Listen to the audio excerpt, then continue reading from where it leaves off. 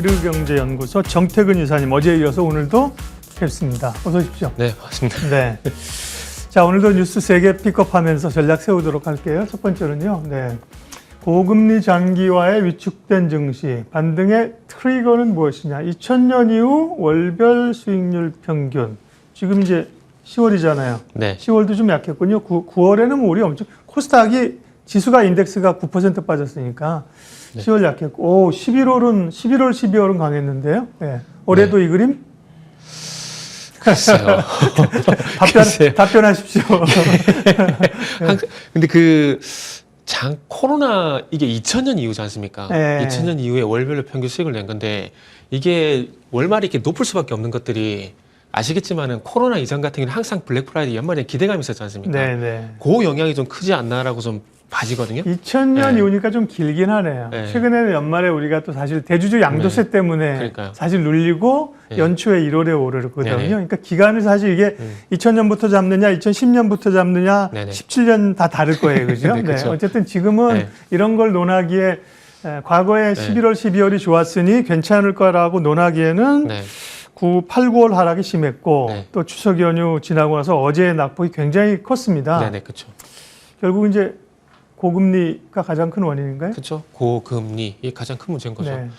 근데 이게 우리나라 같은 경우는 5%가 그렇게, 그러니까 5%라고 얘기하게 되면 이게 크다라고 생각을 안 하거든요. 근데 이거를 약간 뒤집어서 보게 되면 자산이 약간 좀 작으신 분들 같은 경우는 수익률을 보십니다. 왜냐하면 자금이 작기 때문에 수익률이 커야 자산이 커지는 폭이 더 커지기 때문에. 그런데 자산이 좀 크신 분들 같은 경우는 수익률보다는 수익금을 보거든요. 근데 제가 이런 쓸데없는 말씀, 제가 이런 말씀을 드린 이유가 뭐냐면은, 그러니까 고금리 그리고 어쨌든 자산 운용사, 뭐 투자 자문 이런 데 자금이 크지 않습니까? 그래서 그분들 같은 경우는 안전하면서도 5% 이상 수익이 나게 되면 그 수익금이 상당히 어마어마하거든요. 1000만 원에 5% 하게 되면 50만 원 되게 작게 느껴지지만 이게 1조가 하게 되면은 500억이 되고요. 10조가 되게 되면은 5천억이 되거든요. JP모간의 다이먼 회장이 7%를 얘기를 왜 할까요? 10조가 5천억이 아니라 7천억이 될 수 있는 거죠. 2천억이 더 플러스가 될 수 있다는 거죠. 그러면 수익금이 상당히 크지 않습니까? 그러면 이분들 같은 경우는 그렇게 한 해 5천억, 7천억, 그러니까 10조를 굴린다 칠게요. 기관 투자 같은 경우.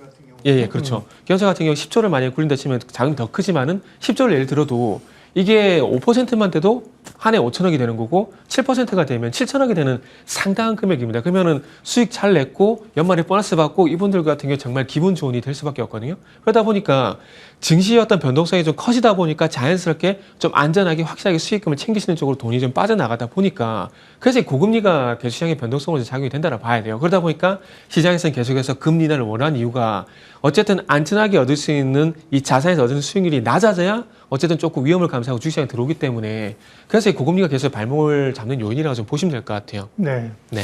반등의 트리거는 무엇이냐? 트리거는 이제 딱 촉매가 되는 거죠. 고금리 강달러가 쉽게 꺾이기는 사실 어려울 그쵸? 거고, 그죠? 네, 이게 맞습니다. 하루아침에 꺾이기 어렵잖아요. 네네. 이제 밸류가 나오죠, 그죠? 네네. 주가 떨어지면. 네. 네. PER로 하면 10배 수준. PBR 주가 네. 순자산 비율로 0.9배면 내려올 때까지 내려온 것이다. 반등 타이밍이 왔다. 네. 라고 얘기하는데. 저는 사실 PBR하고 PR을 잘 안 봅니다. 그럼 그러니까 뭘 보셔? 저는 시장의 현상을 믿는 아, 눈에 보이는 걸 믿어요. 네. 네. 그러니까 어찌 보면 싼데도 주가 안 갈 때 있고 비싼데도 주가 가는 경우가 있잖아요. 네. 그러니까 그런 식으로 이렇게 조금 예외 경우가 제 경험상 많기 때문에 이거를 무시하는 게 아니라 보긴 보되 그렇게 신뢰는 중요하게 생각하지 않는다. 네, 그런 거죠. 그러니까 예를 들게 되면은 만약에 PR이 보통 이제 저퍼 종목들이 이렇게 많이 선호를 하지 않습니까? 이게 거의 가치 투자 공부하신 분들이 이렇게 저퍼라든지 이런 것들 상대해서 PBR인지 선호하시는데 가격이 싼 건 매력 있는 게 맞습니다. 근데 중요한 건 이 싼 가격에서 높은 가격이 올라가는 이유가 지금 당장 있느냐 없느냐 저는 그게 더 중요하다고 보거든요.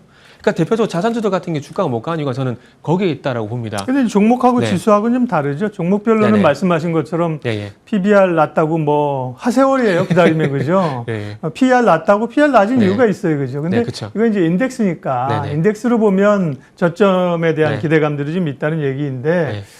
어쨌든 보면 썩 반등의 그 어떤 모멘텀들이 보이진 않습니다. 네. 그러면 조정이 당분간은 계속된다고 보십니까? 투자 전략은 어떻게 가져가야 됩니까? 저는 개인적으로 어제 시간에서 말씀드렸듯이 연말까지 그렇게 일단은 좋게 보진 않고 있다는 네. 말씀드리고 있거든요. 지금 시장이 반등하기 위한 가장 확실한 조건은 한 가지라고 봅니다. 조금 전에 우리가 고금리 말씀드렸잖아요. 이 고금리가 이 마법의 단어 선반영. 요게 된다면 아마 주가가 좀 주식이 시장이 좀 반등을 하지 않겠나고 생각이 듭니다. 그런데 지금은 시장에서 전혀 그런 것들을 고려를 하지 않고 있는 것 같아요. 그러다 보니까 시장에 계속 지지부진한 모습들이 나오고 있다고 좀 보고 있거든요. 그렇기 때문에 어떤 드라마틱한 반전 포인트가 나올 가능성은 아직까지는 없다라고 봅니다. 그렇게 본다라면은 이 고금리에 대한 우려, 그러니까 연준의 통화정책 불확실성, 이게 마법처럼 선반영이 되게 된다라면은 그때 가서는 반등이 나오지 않을까 하는 생각이 들고, 그리고 아직까지 계속 경기에 대한 얘기가 나오는 상황이기 때문에 조금 전에 봤던 그래프 같은 경우는 결국에는 연말 소비 시장에 대한 기대감들이거든요. 그러면서 11월 달, 12월 달 같은 경우는 코로나 이전에 뭐 IT라든지 자동차가 시장을 좀 이끌었었는데 그런 현상이 만약에 나오게 된다라면은 시장이 예. 가겠지만 그런 현상이 나오지 않게 된다라면은 조금 힘들지 않을까라는 생각이 좀 들고 있습니다. 지금까지 네. 우리가 이제 아까 이제 현상이나 팩트를 중요한다고 말씀하셨는데 네네. 지금까지 우리가 받아든 모든 변수를 봤을 때 그렇다는 겁니다. 그렇죠? 네네. 예측하지 못한 뭔가 또 네네. 나오게 되면 달라지는 거죠. 예. 그러니까 네. 예, 뭐 우리가 항상 악재가 쏟아져 나오지만 뭐 호재도 사실은 뭐 튀어나올 수 있어요. 예를 들면 맞습니다. 뭐 러우 전쟁이 뭐 어떻게 된다든지 네네네. 그죠? 그럼 또 이제 급등각이 나올 수도 있지만 네네. 지금은 그 생각할 수 없는 건 빼고 네네. 현상만 봤을 때는 어쨌든 조정 양상으로 본다. 그렇죠. 말씀하신 것처럼 올해 1월 달에 채 GPT가 나올 걸 누구나 예상 못했거든요. 네. 근데 그게 반등의 트리가 되지 않습니까? 맞아요. 예. 그것처럼 12월 달이 될지 뭐 내년 1월 달이 될지 모르겠지만 네. 그런 진짜 드라마틱한 반전 포인트가 나오지 않게 된다라면은 지금은 이제 기존에 알고 있던 어떤 데이터라든지 그리고 상식이라든지 그런 차원에서 일단 대응을 하는 게 맞다고 네. 봅니다. 네. 혹은 뭐 시진핑 주석이 이제 예. 10월 오늘이 며칠인가요? 10월 5일이요. 5일인가요? 예. 10월 말 11월에 뭐 한번 와서 소비 관련주들이 중국 네. 관련 확 좋아진다든지 네. 기대를 하겠고요. 시황 얘기는 이 정도 하고요. 다음 기사 보도록 할까요? 네. 두산 로보틱스 드디어 네. 상장을 했는데요. 주가부터 한번 보여줄 수 있나요? 지금 그러게요. 160% 상승으로 출발을 했고요. 400% 상승은 이 제도 바뀌고 참 어려운 것 같아요. 이제 400%. 160% 네. 상승으로 시작을 했다가 지금은 한 100%. 제가 방송 전에 90 몇 %거든요. 90, 그죠? 이제 100% 올라갔네요. 네요. 그죠? 예. 네. 그래서 52,000원인데요. 네. 26,000원이 이제 상장 공모가였잖아요. 네. 일단 두산 로보틱스, 근데 두산은 사실은 이제 기대감이 빠지면서 급락하잖아요. 지금 15% 급락이 나오더라고요. 얼마요? 15% 급락 나오더라고요. 네, 저는 18% 아침에 아, 봤는데 그런가요? 지금은 다를 거예요. 근데 네. 두산 로보틱스 지금 13%랍니다. 두산 아, 로보틱스와 두산에 대한 시각은 어떻습니까? 이게가 중요한 건 이제 상장하고 난 다음에 소위 말하는 따따상을 갈 것인가 그 기준으로 잡고 본다라면은 일단은 이제 지금 흐름을 보게 되면 아닐 가능성이 높다. 일단 최근에 뭐 밀리 서재라든지 최근 상장 종목들 한싹이라든지 종목들을 보게 되면 상장 당시엔 당일날은 조금 이제 이 두산 로보틱스 화면에 나간 것처럼 이렇게 이런 퍼센테이지가 나왔다가 다음날 좀 식는 분위기가 나오고 있거든요. 그리고 또 이제 두산 로보틱스 같은 경우는 한 가지 좀 걱정이 되는 게 이제 소문난 잔치로 끝나지 않을까라는 그런 걱정이 있습니다. 그러니까 10월 제가 이 방송 나와서도 이제 로봇 관련주 같은 경우는 비만 치료제와 마찬가지로 아직까지 기대감 있는 섹터라고 좀 말씀드렸었는데 10월 달에 이벤트가 계속 많이 있기 때문에 이렇게 말씀드렸던 부분들이거든요. 그런데 어쨌든 상장을 했고 빨간불보다는 파란불을 만들고 있다는 부분들을 보게 된다라면은 일단 소문난 잔치일 가능성이 높을 것 같아요. 그래서 우리가 소위 말하는 IPO 대여들의 흐름들을 가까운 과거 흐름을 좀 보게 되면은 뭐 2020년도부터 보게 되면은 뭐 2020년도 7월달 같은 경우는 SK 바이오팜 그리고 10월달 같은 경우는 지금은 하이브죠 빅히트 같은 경우는 뭐 환불 소동까지 나올 정도로 급락이 상장하고 난 다음에 급락이 나왔었고요. 환불 소동이 뭐였었지? 이게 청약을 받고 나서 주가가 빠지니까 네. 이 받은 공무 청약을 환불이 가능하냐라는 그 문의가 인터넷에 계속 올라왔었거든요. 네네네. 그런 한번 소동이 있었어요. 네, 맞아요. 이게 네. 뭐 그걸 뭐라 그러죠? 환불 원정대처럼 환불 네. 되나요? 뭐 이런 그런 얘기 게 있었죠. 있었거든요. 네. 그래서 웃지 못할 그런 이야기가 좀 있었고요. 그 2021년도 같은 경우는 소위 말하는 카뱅, 8월달에 카뱅이 있었고 그 네. 같은 달 8월달에 크래프톤 여기 있었고요. 그리고 작년에는 뜨거운 감자, LG 에너지 솔루션 이렇게 있었는데 이게 이게 5건을 가지고 통계적으로 말씀드린 게 맞는지 모르겠지만 카뱅하고 SK바이오팜 빼고는 다 그렇게 좋지는 않았어요. 네. 좋지 않았기 때문에 이게 제가 이 과거의 IPO 대여를 말씀드리기가 뭐냐면은 어쨌든 이게 그 역사도 반복이지만 주식도 마찬가지로 반복이 되는 경우가 있거든요. 그렇기 때문에 지금 LG엔솔루션, 빅히트, 화이브, SK바이오팜, 카뱅, 크래프톤 그러니까 소위 다 대여드렸습니다. 대여드렸는데 이게 지금 카뱅하고 SK바이오팜 빼고 그렇게 좋지 않았거든요. 근데 이 카뱅하고 그 다음에 SK바이오팜 같은 경우는 특이한 케이스입니다. 일단 SK바이오팜 같은 경우는 아시겠지만 그때가 코로나 시국이었거든요. 그러다 보니까 상장하고 난 다음에 소위 말하는 아까 따따상이 아니네요. 잘못 말씀드렸네요. 따상상상 이렇게 갔었고요. 카뱅 같은 경우도 따상상으로 제가 간 걸로 기억하거든요. 그래서 그게 만약에 IPO였던 그 상장한 당시에 IPO 되었던 성공 케이스라면은 그런 케이스는 2번밖에 안 나왔고 크래프톤, 엔솔, 하이브는 나오지 않았기 때문에 그리고 이제 두산 로보틱스도 약간 그런 흐름으로 따라가는 게 아닌가? 이렇게 말씀드립니다. 이건 사실 우리가 이제 학습 효과가 있기 때문에요. 네. 별로 고민 없어요. 말씀하신 것처럼 네. 두산 로보틱스를 청약해서 받으신 분들, 네네. 네, 몇 주 받았습니까? 한 만 주 받으셨나요? 균등 배분 돼가지고 한 주 내지 2주 받았거든요. 그거 가지고 네. 장기 투자 안 돼요. 고민하지 말고. 이게 그러니까요. 그렇게 한두 주밖에 못 네네. 받기 때문에 상장하는 첫날 보통 처음에 그냥 팔아버리고 네. 네. 그리고 밀림 사면 되잖아요. 그죠? 그쵸. 밀림 사면 되고 첫날 160% 상승했는데 여기서 400% 상승 기대하고 사시는 분이 있어요? 그건 무리죠. 그죠? 그러니까 그죠. 고민 예. 없다니까요. 이거 조정받으면 사면 되는 거고. 네네. 두산은 기대감이 빠졌으니까. 그죠? 그쵸. 여기도 이제 좀 밀리는 네. 게 맞고 고민은 이제 이거죠. 로봇주 전체에 대한 시각을 네네. 어떻게 할 것이냐. 어제도 밀렸고 오늘도 이제 뉴스 상장하니까 결국 기대감이 빠지면서 밀렸잖아요. 로봇주는 여기서는 뭐 주의하라 이렇게 얘기하는데 로봇주에 대한 시각 알려주세요.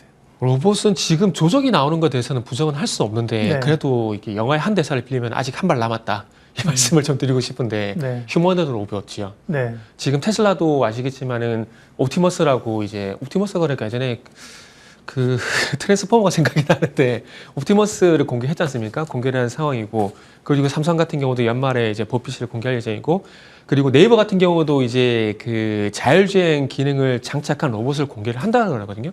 그래서 아마 이런 것들이 나오고 난 다음에 한번 다시 또 이제 로봇과 주목을 좀 받지 않을까라는 생각이 듭니다. 그러다 보니까 제가 좀 우스갯소리를 드렸는데 그래서 아직 한 발 남았다 그런 말씀 드리고 싶고 그래서 어쨌든 지금은 뭐 10월 달에 있었던 하나 로보틱스 설립이라든지 두산 IPO라든지 그리고 뭐 시스템 LSI 그 얘기도 저희가 드렸었는데 그런 것들이 어떤 뭐 선반영 그 이벤트에 어떤 선반영 이렇게 좀 보시고 이 가격종이 나오고 난 다음에 서서히 이제 일정을 좀 체크하셔야 될 부분들이 좀 전에 말씀드렸듯이 네이버 랩스 같은 경우도 이 분당에 있는 제2사옥에서 일단은 공개를 한다 그러니까 이 자율주행 기능이 탑재가 된 이게 휴머노 로봇이 나올지 아니면은 이 배송 로봇이 나올지는 좀 지켜봐야 되겠지만 어쨌든 나온다 그러니까 한번 지켜보시면 좋을 것 같고요. 그리고 삼성 같은 경우도 어쨌든 이재용 회장이 지시를 하게 되면서 로봇에 대한 얘기를 하고 있는 상황들이기 때문에 아직 한 발 남았다. 연말까지 아직 한 발 네. 남았다. 기대는 할 만한 거리는 있다. 뭐 이렇게 말씀드리고 싶네요. 레인보우 로보틱스는 7% 하락인데 이제 네네. 레인보우 로보틱스하고 두산 로보틱스가 이제 시총 싸움을 하겠죠. 그죠? 네, 그렇죠. 3조 원대에서 시총 싸움을 하고요.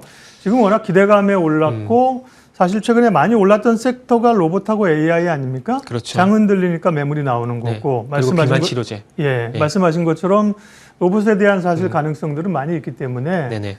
전략적인 접근은 네, 가능해 네네. 보입니다. 네. 로봇 관련주 넘어가 되겠죠? 네네. 네.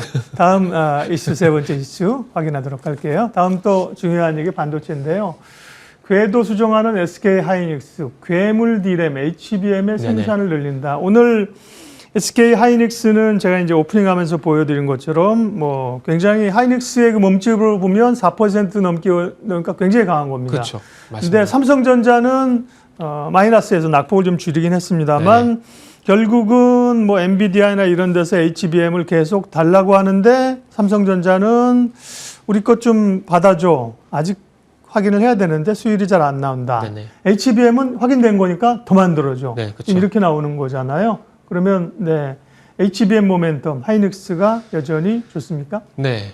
일단은 어제도 이 시간 통해서 이제 그 대형주 같은 경우는 하이닉스를 보자 이렇게 좀 말씀드렸었는데 네. 앞으로 하이닉스의 역할이 상당히 좀 많이 커질 것 같아요. 일단은 그러니까 메이저급 공급사였던 그 주된 납품처 이게 좀 중요할 것 같은데 일단 아시겠지만 애플 같은 경우는 TSMC가 이제 꽉 잡고 있는 상황들이고요. 그리고 이제 테슬라 같은 경우는 이제 삼성전자가 이제 꽉 잡고 있는 상황이고 이제 엔비디아는 아무래도 SK 하이닉스가 굳혀간다라고 좀 보는 게 맞을 것 같습니다. 하나 제가 예를 들어서 보게 되면은 내년에 이제 GH200이 이제 나올 예정인데 네. 여기에 그레이스 칩하고 플러스 이제 GPU HB100이 들어갈 예정인데 여기에 하이닉스의 HBM3E가 들어간다고 합니다. 그러니까 차세대 HBM3 다음 모델이지 않습니까? 여기 들어가는데 어쨌든 이제 그 수율 문제 때문에 이 샘플 테스트에서 삼성전자가 탈락을 했다는 건 HBM3 같은 경우도 이제 엔비디아 쪽으로 비집고 들어갈 자리가 없다라고 일단은 보는 게 맞지 않을까 생각이 탈락을 들거든요. 했다고 단정 네네. 짓기는 좀 어려울 것 같고요. 제가 보고 탈락했대요? 네, 탈락했다. 일단 기사는 네, 나왔고. 기사니까 좀 네. 수율을 못 맞춘다. 네, 근데 그 전부터 저는 이렇게 삼성전자 들어가기 쉽지 않다라고 좀 네. 말씀드렸었거든요. 그러니까 이게 적절한 얘기가 될지 모르겠지만 이게 스마트폰을 예를 들게 되면은 네. 갤럭시 쓰다가 이제 아이폰 쪽 넘어가는 게 상당히 쉽지가 않거든요. 그러니까 그렇긴 이게 왜 하죠. 말씀드리자면은 이것도 마찬가지입니다. HBM3를 만들게 되지만은 거기에 어떤 테스트라든지 일단 수율 문제가 있겠죠. 그리고 난 다음에 테스트, 호환성, 그리고 이제 제품에 대한 어떤 마지막 패키징까지 가야 되는데 네. 이런 것들이 시간과 비용이 들거든요.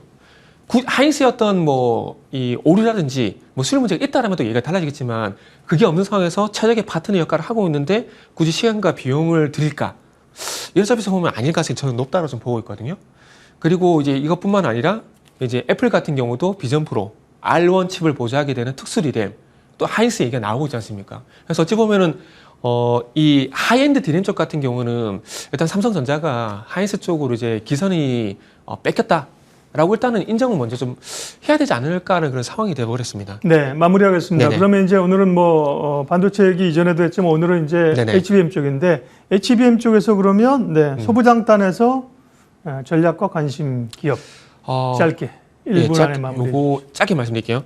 일단 아시다시피 한미 반도체, 이스페타시스, 루니, C랩, 아이크래프트 그리고 레이저셀 종목들이 되게 많습니다. 네. 이 종목들 계속 이스페타시 계속 봐야 되고요. 그리고 루닛이요, 루닛? 네, 루닛. 루닛은 요거는 그 AI 의료 AI잖아요. 저거 뭐시냐? 엔비디아 파트너사입니다. 예. 그 이유 때문에 같이 간 것도 있어요. 그래요, 루닛이요? 예. 네. 그리고 제가 마지막으로 30초만 짧게 말씀드리고 싶은 분은 네. 자 다시 이제 분위기가 돌아서주게 되면서 HBM 이제 엔비디아 분위기가 형성이 됐을 때 기존의 종목이 갈지 천천히 얘기해 주세요. 제가 빨리 말씀하라 그래가지고 그런가요? 말씀이 빨라지셔서 네. 죄송합니다. 기존의 종목들이 다시 이제 이끌고 갈지 아니면 소위 말하는 신상 새로운 네. 수요주가 나타나서 또 이끌어 갈지 대한 부분들은 그때 가서 확인을 하고 일단 접근을 하시라는 말씀을 좀 드리고 싶었습니다. 네. 오늘도 세 가지 뉴스를 통해서 투자 아이디어 찾아봤습니다. 미르경제연구소 정태근 이사님 함께했습니다. 고맙습니다. 네, 감사합니다.